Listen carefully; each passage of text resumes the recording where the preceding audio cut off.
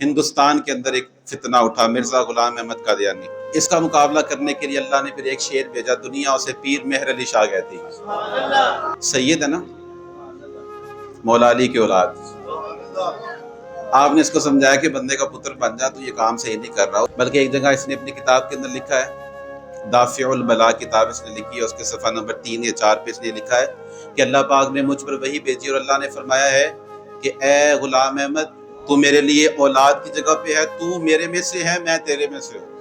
یہ باقاعدہ اس نے لکھا ہے۔ اس طرح کی بہت سی بکواس اس نے کی ہے۔ تو پیر مہر علی شاہ صاحب رحمۃ اللہ علیہ کو پتہ چلا آپ نے اس کو منع کیا، اس کے رد پہ آپ نے کتاب لکھی۔ اس نے جب وہ کتاب پڑھی نا، تو اس نے پیر مہر علی شاہ صاحب رحمۃ اللہ علیہ کو مناظرے کا چیلنج کر دیا۔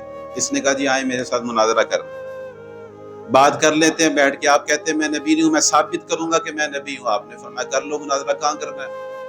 اس نے کہا جی لاہور میں مناظرہ ہوگا، بادشاہی مسجد میں۔ آپ نے فرمایا ٹھیک ہے جی۔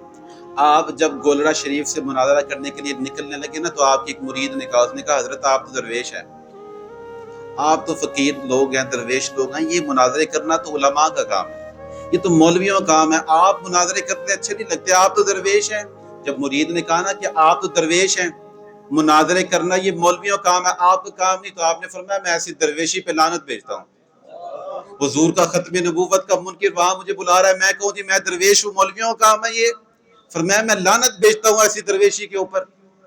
آپ مناظرہ کرنے کے لیے لاہور تشریف لائے، 2 ہفتے انتظار کیا پر وہ آیا کوئی نہیں۔ مناظرے کا اصول ہوتا ہے اگلا بندہ نہ آئے تو پھر وہ آ جاتا ہے۔ 2 ہفتے پیر مہر علی شاہ صاحب رحمۃ اللہ علیہ لاہور میں اس کا انتظار کیا، وہ آیا نہیں۔ 2 ہفتے بعد اس نے پیغام بھیجا، وہ کہتا نہیں مناظرہ نہیں ہوگا، مباہلہ ہوگا۔ مباہلہ کسے کہتے ہیں؟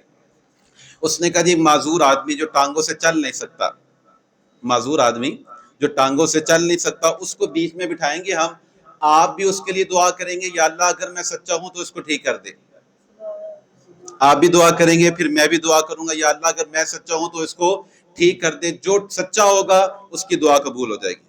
پیر مہر علی شاہ صاحب رحمۃ اللہ علیہ کو یہ بات پتہ لگی کہ وہ کہتا ہے کہ جناب ایک لنگڑے بندے کو بٹھائیں گے، آپ دعا کریں گے تو وہ ٹھیک ہو جائے گا تو آپ سچے، میں دعا کروں گا ٹھیک ہو جائے گا تو میں۔ پیر مہر علی شاہ صاحب رحمۃ اللہ علیہ کو جب یہ بات پہنچی، آپ نے فرمایا لنگڑا ٹھیک کرنا ہے؟ آپ نے فرمایا اسے کو میرے سامنے آ کے بیٹھ، آج اگر تو مجھے مردے زندہ کرنے کو بھی کہے گا تو میں کرنے کو تیار بیٹھا ہوں۔